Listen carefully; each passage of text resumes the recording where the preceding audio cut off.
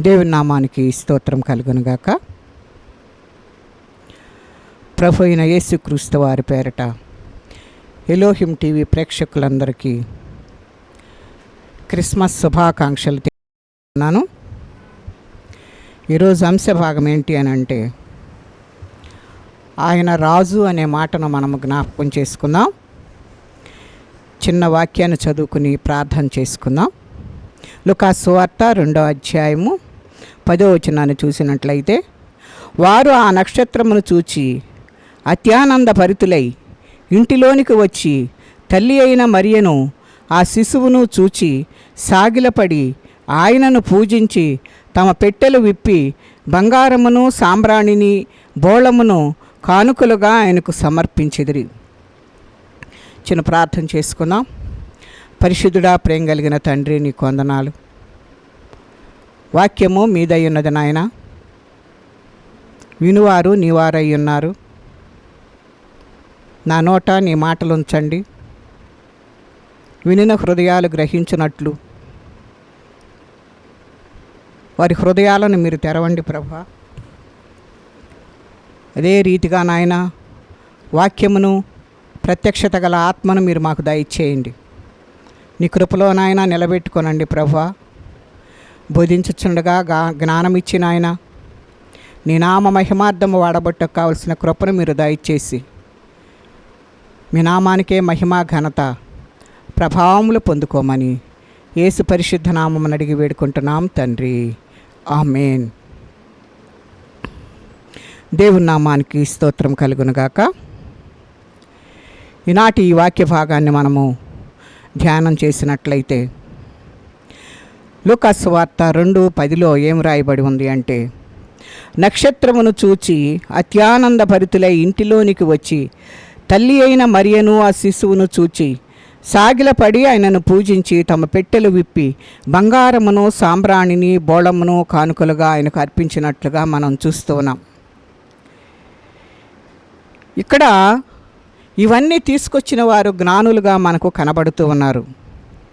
ఆ జ్ఞానులకు ఏమర్థమైందంటే, ఆయన రాజు అనేది వారు తెలుసుకొని రాజును ఘనపరచుటకు గాను వారు ఏం తేవాలో అని నిర్ణయించుకుని వారు బంగారము సాంబ్రాణి బోళమును మరి కానుకలుగా ఇచ్చినట్లుగా మనం చూస్తూ ఉన్నాం. మనము కూడాను ఆయన రాజుగా మనము గుర్తించాలని దేవుని యొక్క వాక్యము మనకు హెచ్చరిక చేస్తూ ఉంది. ఆయనే మనకు రాజుగా ఉండాలి, ఆయన కింద మనము దాసులుగా ఉండాలి అని దేవుని యొక్క వాక్యము మనకు హెచ్చరిక చేస్తుంది. మరి ఆ జ్ఞానులు తీసుకుని వచ్చిన ఆ 3 బంగారము సాంబ్రాణి బోళమును గురించి మనము కొంత ధ్యానం చేసుకుందాం. బంగారం అంటే రాజరికానికి గుర్తుగా మనకు కనపడుతుంది. లోహాలలో అతి శ్రేష్టమైనదిగా కనబడుతూ ఉంది. బంగారం రాజ్యానికి రాజరికానికి సూచనగా కనపడుతుంది. కనుక మనకు రాజు ఆయన ఉన్నాడనే దాన్ని మనము జ్ఞాపకం చేసుకోవాలి. జ్ఞానులకు ఆ ఆలోచన కలిగింది కనుక ఆయన రాజు అని ఆయన గుర్తించి ఆయనకు బంగారమును తీసుకుని వచ్చినట్లుగా మనం చూస్తూ ఉన్నాం. రెండవదిగా మనం చూస్తే, బోళం అంటే చేదుగా ఉంటుంది. వైద్యులు దానిని వైద్యపరంగా ఒక దినుసుగా వాడుతున్నట్లుగా చూస్తాం. బోళం చేదుగా ఉంటుంది, అది ప్రవక్తకు గుర్తుగా ఉంటుంది. ప్రవక్త జీవితం ఎప్పుడూ కూడా చేదుగా ఉంటుంది. అంటే శ్రమలతో కూడిన ఒక సత్యం. శ్రమలను వాళ్ళు అనుభవిస్తూ ఉంటారు. ఎందుకనంటే వాళ్ళు జరిగిన వాటిని చెప్పాలి గనక వారి జీవితం ఎప్పుడూ కూడా చేదుగానే ఉంటుంది. అంటే శ్రమతో కూడినది మనకు కనబడుతూ ఉంది. ఒక సత్యం గనక మనము చెబితే దానిని ప్రజలు అంగీకరించకపోగా రాళ్లతో కొడతారు. కనుక అది ప్రవక్త పరిస్థితిగా మనకు కనపడుతుంది. ప్రవక్త ఎప్పుడూ కూడా హింస పొందుతూ ఉంటాడు. ఎందుకంటే మంచి మాటలు చెప్పాలి, చేసిన తప్పును ఖండించాలి, అలాగే చేయకూడనిది నేరుగా మొహమాటం లేకుండా చెప్పాలి, కుండ బద్దలు కొట్టినట్టుగా చెప్పాలి. కనుక జీర్ణించుకోలేని వారు జనం ఏం చేస్తారంటే వారి మీద విడుచుకు పడుతున్నట్లుగా చూస్తాం. వారు దెబ్బలు తింటారు, శ్రమను అనుభవించుతున్నట్లుగా మనము చూస్తూ ఉన్నాం. అలాగే మన ప్రభు అయిన యేసుక్రీస్తు కూడా మన పాపాన్ని ఖండించి నీతి మార్గం న్యాయ మార్గం చెబితే ప్రజలు సహించలేక మరి ఆయనను ఏం చేశారంటే ప్రభువును పట్టుకొని సిలువ వేసినట్లుగా మనం ఇక్కడ చూస్తూ ఉన్నాం. ప్రజలందరూ కూడాను ఆయన చెప్పే వాటికి సహించలేకపోయినట్లుగా బైబిల్ గ్రంథంలో మనం చూస్తూ ఉన్నాం. ఆ రీతిగా ఆయనను సిలువ వేశారు కనుక, ఆయన శ్రమ అనుభవించాడు కనుక అదే ప్రవక్త అని మనము జ్ఞాపకం చేసుకోవాలి. మూడవదిగా సాంబ్రాణిని జ్ఞాపకం చేసుకుంటే ఇది యాజకుడు వాడే పరిచర్యలో ఒక భాగంగా కనపడుతుంది. సాంబ్రాణి యాజకులు వాడతారు కనుక వారు దాన్ని ధూపంగా వేస్తారు, దేవునికి ప్రార్థన చేస్తారు. అదే యాజకత్వం యేసు ప్రభు యాజకుడని గుర్తించి ఒక జ్ఞాని అతనికి సాంబ్రాణిని ఇస్తున్నట్లుగా చూస్తూ ఉన్నాం. మన ప్రభు ఎవరో తెలిసాక ఒక యాజకుడు అన్నట్లుగా మనము జ్ఞాపకం చేసుకోవాలి. యాజకుడనగా పరిహారము చేయువాడుగా కనబడుతున్నాడు, ప్రాయశ్చిత్తం చేయువాడుగా. ఒక యాజకుడు ఉన్నాడు అనుకోండి, ప్రజలు పాపం చేస్తే ఒక పశువును తీసుకొస్తాడు, అప్పుడు యాజకుడు ఆ తప్పులన్నీ ఆ పశువు మీద మోపుతాడు. అలా మోపి ఆ పశువును తీసుకుని వెళ్ళి వధిస్తారు. ఇది వధించబడినప్పుడు ఆ ప్రజల పాపాలు క్షమించబడతాయి. వాళ్ళు క్షమించబడాలి అంటే ఇది ఇక్కడ బలైపోవాలి. ఇది బలి అవ్వడానికి ముందుగా సమస్త దోషము దాని మీద మోపుతారు. ఇది యాజకుని పని. అయితే మన ప్రభు అయిన యేసుక్రీస్తు ఏదో ఒక పశువు తేలేదు, కానీ ఆయన తానే లోకపాపములను మోయి దేవుని గొర్రెపిల్లగా ఈ లోకానికి దిగి వచ్చాడు కనుక మనందరము కూడాను అది జ్ఞాపకం చేసుకోవాలని దేవుని యొక్క వాక్యము మనకు సెలవిస్తూ ఉంది.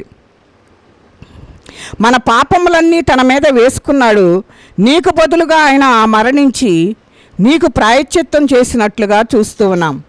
నీ పాపాలను క్షమించాడు కనుక నువ్వు ఆయనను జ్ఞాపకం చేసుకుని ఆయనతో సహవాసం చేయాలని దేవుడు ఎంతగానో కోరుకుంటున్నాడు. నీ పాపాలన్నిటినీ ఆయన క్షమించి నీకు విడుదల కలుగు చేస్తున్నాడు కనుక ఆయనకు దూరముగా ఉండి నువ్వేమి చేయలేవు కనుక ఆయనతో సహవాసం చేసి ఆయన మనకు ప్రధాన యాజకుడిగా ఉన్నాడని మనము గుర్తెరగాలని దేవుని యొక్క వాక్యము మనకు సెలవిస్తూ ఉంది. ఒక శ్లోకంలో మనం చూస్తే సర్వపాప పరిహారం రక్త ప్రోక్షణం అవశ్యం తద్రక్తం పరమాత్మేన పుణ్యదానే పరిహారం. అంటే సర్వపాప పరిహారం కొరకు రక్త ప్రోక్షణమా అవసరమై ఉన్నది కనుక ఇది బైబిల్లో ఉన్న శ్లోకం కాదు, కానీ వేదాలలో ఉన్న శ్లోకంగా మనకు కనబడుతుంది. దానిలో వారు ఒక ప్రార్థన ఏమని వ్రాయబడి ఉంది అంటే రక్త ప్రోక్షణ సర్వలోక పాప నిమిత్తము ఆ రక్త ప్రోక్షణ అవసరము అని చెప్పేసి ఆ రక్తము పశువు రక్తం కాదు, కానీ పరమాత్మని రక్తము. ఆ పరమాత్మని రక్తము చిందించినప్పుడు పుణ్యము అనగా పవిత్రత వస్తుంది అని చెప్పేసి ఈ శ్లోకంలో మనకు తెలియజేయబడుతూ ఉంది. కనుక అది పవిత్రత అనేది ఎలా వస్తుందంటే దేవుడు మన కొరకు పుణ్యదానంగా మనకు ఇచ్చినట్లుగా మనం చూస్తూ ఉన్నాం. ఎందుకంటే ఆయన ప్రాణాన్ని నీకు మరి పణంగా పెట్టి నిన్ను బయటకు తీసుకుని వచ్చాడు కనుక పుణ్యము అనగా పవిత్రతగా మనకు కనబడుతూ ఉంది. కనుక అది దానంగా ఇచ్చేశాడు. దానంగా ఇచ్చిన దాన్ని మనం దాన్ని స్వీకరిస్తాం, దాన్ని ఫ్రీ గిఫ్ట్ అని అంటాం. కనుక సర్వలోక పాపముల నిమిత్తము దేవుడు పరమాత్ముడై ఈ లోకానికి దిగివచ్చి మానవ శరీరము ధరించి బలి అవ్వాలి. బలి అయినప్పుడు ప్రోక్షించిన తన రక్తమును బట్టి పుణ్యదానము కలుగుతుంది అని దేవుని యొక్క వాక్యము మనకు హెచ్చరిక చేస్తున్నట్లుగా మనం చూస్తూ ఉన్నాం. ఈ రోజున నీవు పొందవలసిన గిఫ్ట్ ఏంటి అని అంటే రకరకాలుగా గిఫ్ట్లు ఒకరి కోసం ఒకరు ఇచ్చుకుంటూ ఉంటాం, పుచ్చుకుంటూ ఉంటాం. నీవు ఎంత గొప్పగా గిఫ్ట్ ఇచ్చినా కూడా అది విరిగిపోతుంది, పగిలిపోతుంది, కానీ అది నీ వద్ద నుండి కూడా తొలగిపోతుంది. కానీ ఎన్నడూ తొలగని గిఫ్ట్ ఏదైనా ఉంది అని అంటే అది ఒక్కటే నిత్య జీవమని నీవు గ్రహించాలని దేవుని యొక్క వాక్యము మనకు హెచ్చరిక చేస్తుంది. ఎన్నడూ తొలగని గిఫ్టు జీవము అని దేవుడు మనకు తెలియజేస్తూ ఉన్నాడు. అదే నిత్య జీవము. నీవు ఇవ్వాల్సిన దానం ఏంటి అని అంటే, పుణ్యదానం అంటే రక్తములో నుంచి వస్తున్న రక్షణను దానంగా, గిఫ్ట్గా మరి పంచిపెట్టాలి అని చెప్పేసి దేవుని యొక్క వాక్యము మనకు హెచ్చరిక చేస్తుంది. ఎందుకు అని అంటే, దేవుడు నీకు ఇచ్చిన రక్షణను బట్టి, దేవుడు నీకు ఎలాగైతే సహాయం చేసి నిన్ను నిత్య జీవంలోనికి నడిపిస్తున్నాడో ఆ రక్షణను గురించి నువ్వు అనేకులకు పంచిపెట్టాలి అని దేవుని యొక్క వాక్యము, అది సువార్తగా ప్రకటించబడాలని దేవుని యొక్క వాక్యము నిన్ను నన్ను హెచ్చరిక చేస్తుంది. దేవునికి స్తోత్రం కలుగునుగాక. యేసు ప్రభువుని యొక్క జననం కేవలం బైబిల్లో మాత్రమే కాదు, కానీ అనేక మత గ్రంథాల్లో కూడా యేసుక్రీస్తు జననము గురించి వ్రాయబడినట్లుగా చూస్తూ ఉన్నాం. మరి మన భారతదేశంలో హైందవ సనాతన వేదాల్లో కూడా ఒక అద్భుతమైన పూజ గురించి వ్రాయబడినట్లుగా ఆ గ్రంథాల్లో, మరి వారి గ్రంథాల్లో వ్రాయబడినట్లుగా చూస్తాం. ఆ పూజను వివరించుకోవటానికి కొన్ని విషయాలను మనము ధ్యానం చేసుకుందాం. సాధారణంగా మరి మన భారతీయులకు 4 రకాలైన వేదాలుగా ఉన్నట్లుగా మనం చూస్తూ ఉన్నాం. అవి ఏంటి అని అంటే, ఒకటి ఋగ్వేదము, రెండవది సామవేదము, మూడవదిగా యజుర్వేదము, నాలుగవది అథర్వ వేదము. ఈ వేదాలలో ఋజుర్వేదములో శ్లోకంలో ఒక ప్రార్థన ఏమిటి అని అంటే, ఆ ప్రార్థన లోక కళ్యాణము జరగాలి. లోక కళ్యాణం అనగా లోకమునకు శుభం కలగాలి, లోకం బాగుపడాలి, లోకానికి మేలు జరగాలి. అలా మేలు జరగాలి అంటే అలా జరగటానికి ఒక పూజను గూర్చి వ్రాయబడినట్లుగా యజుర్వేదంలో మనం చూస్తాం. యజుర్వేదం అంతా కూడా పూజా పునస్కారాలు, ఏ సమస్య వస్తే, ఏ బాధ వస్తే ఏ పూజ చేయాలో వ్రాయబడినట్లుగా ఆ యజుర్వేద గ్రంథంలో వ్రాయబడి ఉంది. అందువలన ఒక పూజ లోక కళ్యాణం జరగాలి, లోకం బాగుపడాలి అంటే ఒక బలి జరగాలి, ఒక పూజ జరగాలి. ఆ పూజకు కొన్ని క్వాలిఫికేషన్స్, అర్హతలు కావాలి. ఏంటి అని అంటే అర్హత, ఒక వ్యక్తికి ఎవరు పూజ చేయాలి అంటే సాధారణమైన మనిషి కాదు, కానీ ప్రజాపతి చెయ్యాలి. ప్రజాపతి అంటే ప్రజల యొక్క అధిపతిగా కనబడుతూ ఉన్నాడు. అనగా ఒక రాజు, అధిపతి ఈ పూజ జరిగించాలి. కనుక మనందరము కూడాను ఆ రాజు మన దేవుడై ఉన్నాడని మనము గుర్తెరగాల్సిన వారముగా ఉన్నాం. కనుక ఒక రాజు, ఒక అధిపతి ఎవరు పడితే వారు చేయటానికి వీలు లేదు, కానీ ఓ ప్రజల అధిపతిగా ఈ పూజ జరిగించాలి అని మరి ఆ గ్రంథంలో వ్రాయబడినట్లుగా చూస్తూ ఉన్నాం. ఈ ప్రజల అధిపతి అంటే హైందవ వేదాలలో ఎంతోమంది రాజులు ఉన్నారు, చక్రవర్తులు ఉన్నారు. అలాగని ఎవరు పడితే వాళ్ళు ఆ పూజ జరిగించకూడదు. కనుక చక్రవర్తి అయినా అతనికి కొన్ని క్వాలిఫికేషన్స్ కావాలి. కనుక ఆ క్వాలిటీస్ చాలా ఉన్నాయి. కనుక వాటిల్లో నుంచి కొన్నింటిని మనము ధ్యానం చేసుకుందాం. వాటిల్లో 7 క్వాలిటీసు మనకు తెలుసుకోవాలనిదే మరి ఆ గ్రంథంలో వ్రాయబడిన వాటిని జ్ఞాపకం చేసుకుందాం. ఇది బైబిల్లో ఉన్న ప్రసంగం కాదు, కానీ వేదాలలో ఉన్న ప్రసంగా గమనించవలసిందిగా కోరుతున్నాను. దాని మీద వాళ్లకు గిఫ్ట్గా మనము ఈ విషయాలన్నీ వాళ్ళకు తెలియచేసి వారికి ఇదొక రక్షణను గురించి గిఫ్ట్గా మనం కూడా ఇవ్వటానికి ఆస్కారం ఉంటుందని హెచ్చరిక చేస్తూ ఉన్నాను. మొదటి క్వాలిటీని గురించి మనం చూస్తే, ఒక వ్యక్తి పూజ జరిగించటానికి లేదా ఒక వ్యక్తి లోక కళ్యాణార్థమై మేలు చేయటానికి జరిగించే పూజా కార్యక్రమంలో మొదటి క్వాలిటీ ఏంటి అని అంటే, అతడు ఓం శ్రీ బ్రహ్మపుత్రాయ నమః, దేవుని నామానికి స్తోత్రం కలుగునుగాక. బ్రహ్మ అంటే దేవుడు, పుత్ర అంటే కుమారుడు. పూజకు అర్హుడు అంటే బ్రహ్మపుత్రుడుగా కనబడుతున్నాడు. దేవుని కుమారుడే ఈ పూజ జరిగించవలసిందని, దేవుని కుమారుడు ఇంకెవరు అంటే ఎలా ఉండాలి అనే ఈ శ్లోకంలో మనం ఇంకొకటి జ్ఞాపకం చేసుకుంటే, మనము జ్ఞాపకం చేసుకున్నది బ్రహ్మపుత్రుడే అని చెప్పేసి ఇక్కడ రాయబడింది. అంటే దేవుని కుమారుడే ఈ పూజ జరిగించవలసి ఉందని మరి ఈ శ్లోకంలో మనకు తెలియజేయబడుతూ ఉంది. అలాగే రెండవ క్వాలిటీని మనం చూస్తే, ఓం శ్రీ కన్యసుతాయ నమః అంటే సుతాయుడు అంటే కుమారుడు. కెన్ని అంటే సంస్కృతంలో కన్యక. కన్యక పుత్రుడు ఈ పూజ జరిగించవలసినదిగా రెండవ క్వాలిటీగా మనకు కనబడుతూ ఉంది. కన్యక పుత్రుడై ఉండాలి అని ఆ భాగంలో తెలియజేయబడుతూ ఉంది. ఆ కన్యక పుత్రునికి మూడవ క్వాలిటీ ఏంటి అని అంటే ఓం శ్రీ కుమాధ్యాయ నమః. కుమాధ్యాయ అంటే ఆ కుమారుడు పరిశుద్ధాత్మ వలన దైవీకమైన ప్రభావముతో జన్మించిన వాడై ఉండాలి అని అక్కడ దాని అర్థం. నాలుగవదిగా జ్ఞాపకం చేసుకుంటే ఓం శ్రీ శిబిలిష్టాయ నమః.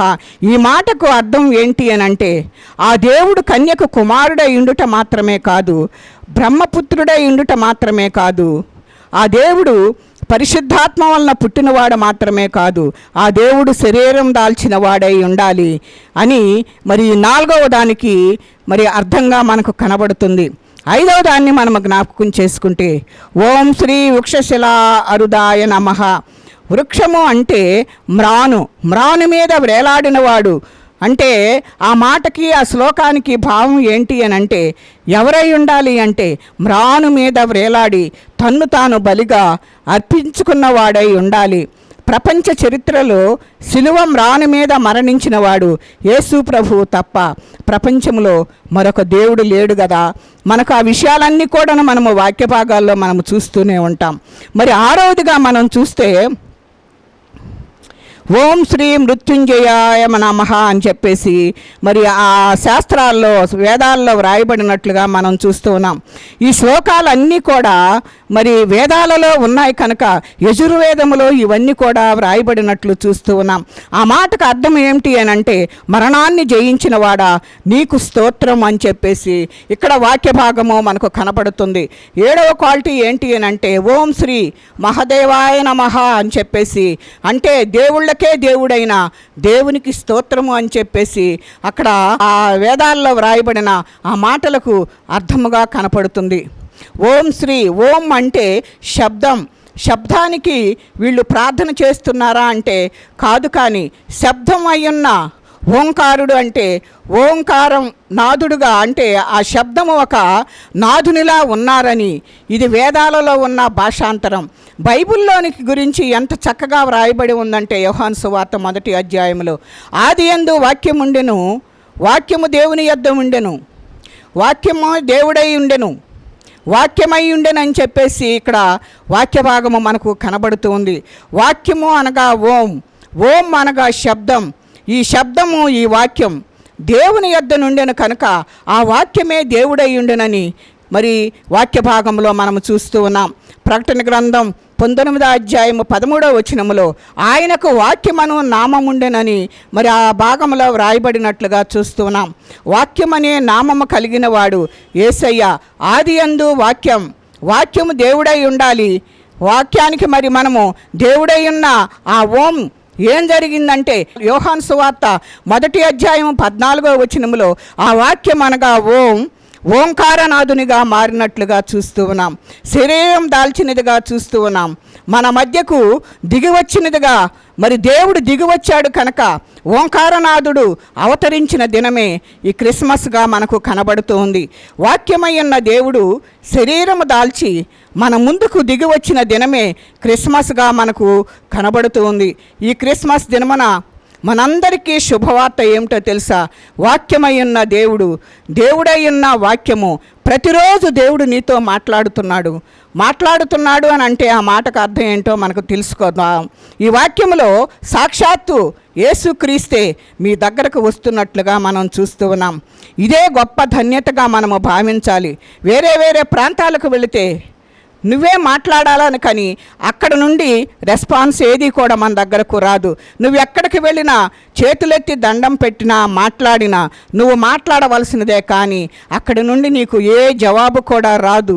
కానీ ఇక్కడ మరి ఆ దేవుళ్ళను మనం ఎంతగా వెళ్ళి దండం పెట్టుకుని మరి ఎన్ని రీతిలుగా పూజలు చేసినప్పటికీ కూడాను అక్కడ నుంచి మనకు ఎలాంటిది కూడాను మనకు ఆయన మాట్లాడే దేవుడు కాదు కనుక ఏది కూడాను మనకు రెస్పాన్స్గా ఆయన దగ్గర నుంచి మనకు ఏది రాదు కనుక మనము అక్కడికి వెళ్ళి చేతులెత్తి దండం పెడతాం, కానీ అక్కడ నుండి మనకు ఏ శబ్దము కూడా మనకు వినపడదు కనుక ఇక్కడ నువ్వు మాట్లాడే దానికంటే మన దేవుడే మాట్లాడే దేవుడుగా ఎక్కువగా ఉంటాయి. దేవుడు మాట్లాడే మాటలే మనకు ఎక్కువగా ఉంటాయి కనుక, ఎందుకంటే ఆయన మాట్లాడే దేవుడుగా మనకు కనబడుతూ ఉన్నాడు.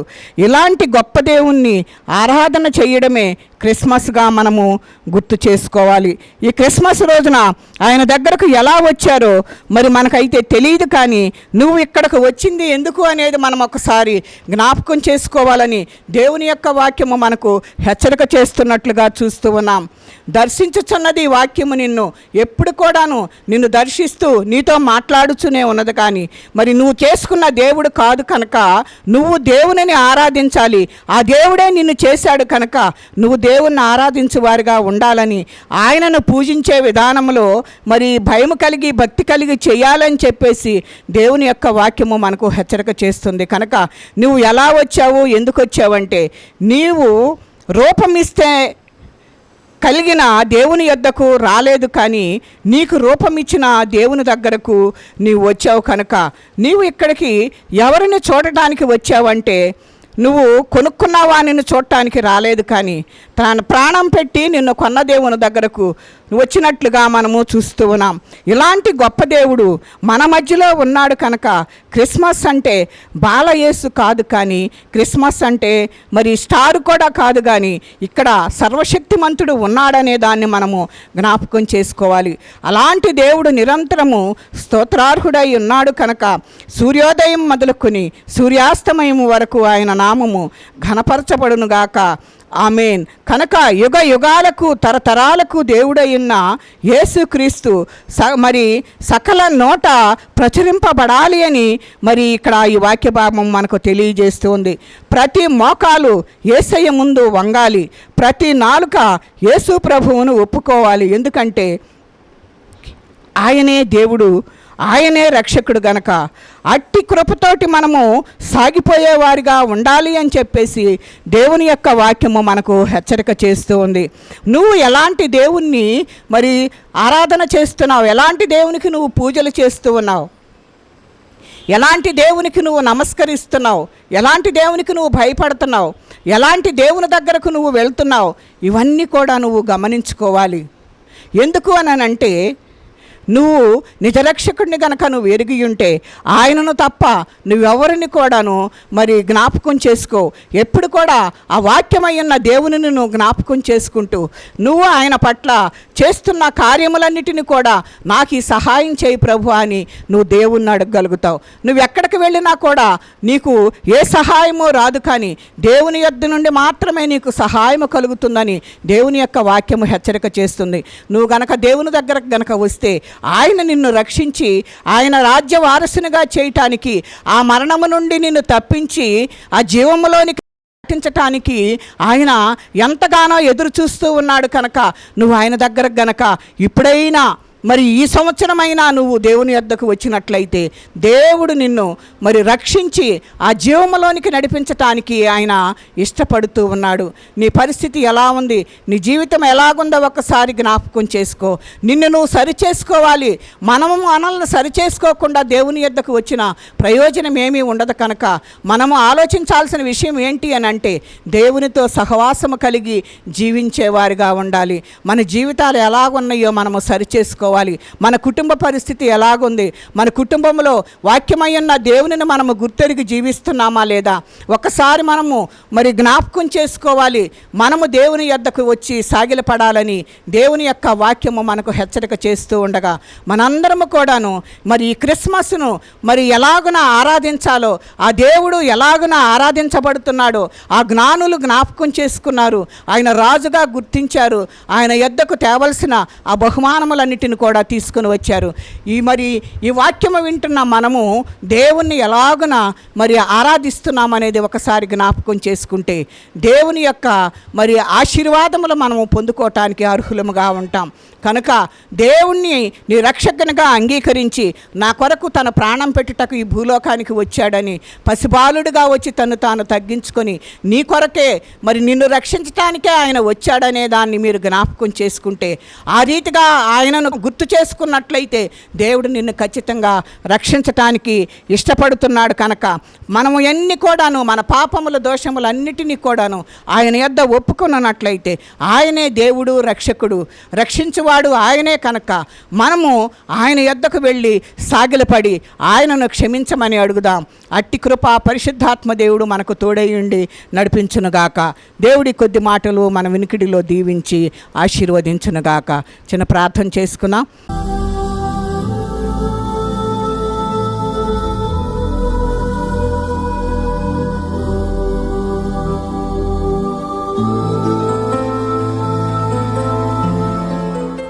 పరిశుద్ధుడా, ప్రేమ కలిగిన తండ్రి, నీ కొందనాలు. ఈ దినము కొరకై నీకు స్తోత్రాలు చెల్లిస్తున్నాం.